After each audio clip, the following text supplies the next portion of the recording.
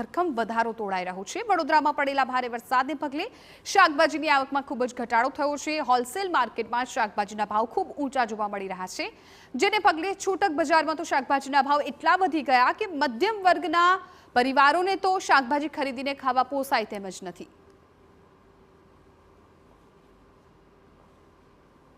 એવું છે માર્કેટમાં વરસાદ પડ્યો, વરસાદમાં બધું ધોવાઈ ગયું એટલે પાક થાય નહીં, બધું પાક થયેલો બધો ધોવાઈ ગયો।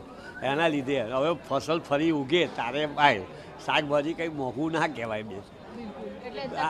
તકલીફ અમને તકલીફનો સવાલ જ અમારે તો બાલ તઈ ભાવ પડે એ પ્રમાણે જો વેપારીઓને શાકભાજીના અસરમાં એવું થયું છે કે જે વરસાદ પડ્યો, વરસાદ પછી ભાવ વધી ગયો છે અને રિટેલ વેચાણ થતું નથી અને જેવો પહેલાં માલ આવતો તેવો માલ પણ આવતો નથી। અત્યારે તુવેરો એકદમ પોચી આવે છે છતાં બી ભાવ ઊંચા પડે છે, અહીં વેચાણ થતું નહીં, પબ્લિક ખરીદી કરી શકતી નથી કારણ કે ભાવ ગ્રાહકને મોંઘો પડે છે। કોથમીર, આદુ, લસણ અને લીંબુ જેવી વસ્તુઓ કે જે રોજિંદા વપરાશમાં ઉપયોગમાં લેવાય છે તેના ભાવ ખૂબ વધી ગયા। આદુ 200 રૂપિયા કિલો થઈ ગયું, કોથમીર પણ 500 રૂપિયા કિલોના ભાવે વેચાઈ રહી છે। પહેલા શાકભાજી જોડે ફ્રીમાં મળતી કોથમીરનો આટલો ભાવ સાંભળીને ગૃહિણીઓ તેને ખરીદવાનું જ ટાળી રહી છે।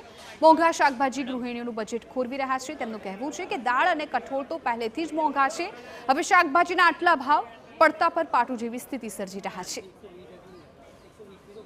વડોદરા શહેર સહિત રાજ્યભરમાં જે પ્રકારે વરસાદી માહોલ હતો અને તેના કારણે જે ખેતરોના પાકને નુકસાન થયું છે, જેને લઈને તમામ જે શાકભાજીઓ છે તેના ભાવ પર પણ અસર જોવા મળી છે।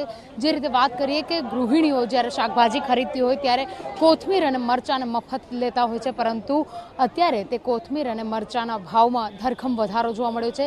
જે પ્રકારે કોથમીરનો ભાવ 60 થી 70 રૂપિયા કિલો મળતી હોય છે તે કોથમીર અત્યારે 450 થી 500 રૂપિયા કિલો મળી રહી છે, તો બીજી તરફ જે મરચાં છે તે મરચા પણ 250 થી 300 રૂપિયા કિલો મળી રહ્યા છે। એટલે જે પ્રકારે મધ્યમ વર્ગના પરિવાર છે, જે લોકો દરરોજ લઈને દરરોજ ખાઈ રહ્યા છે, તેવા લોકોના જે ખિસ્સા પર છે તેના પર ભારણ પડ્યું છે। બીજી તરફ જો વાત કરીએ દૂધી હોય, ટામેટા હોય, તુવેર હોય કે પછી રીંગણ હોય, આ તમામ શાકભાજીના ભાવમાં વધારો થયો છે, જેને લઈને મધ્યમ વર્ગના પરિવારનું ખિસ્સાનું ભારણ વધી ગયું છે। કેમેરા પર્સન રોહિત ગોયલ સાથે અંજલિ, OZTV9 વડોદરા। ગુજરાત એટલે 1600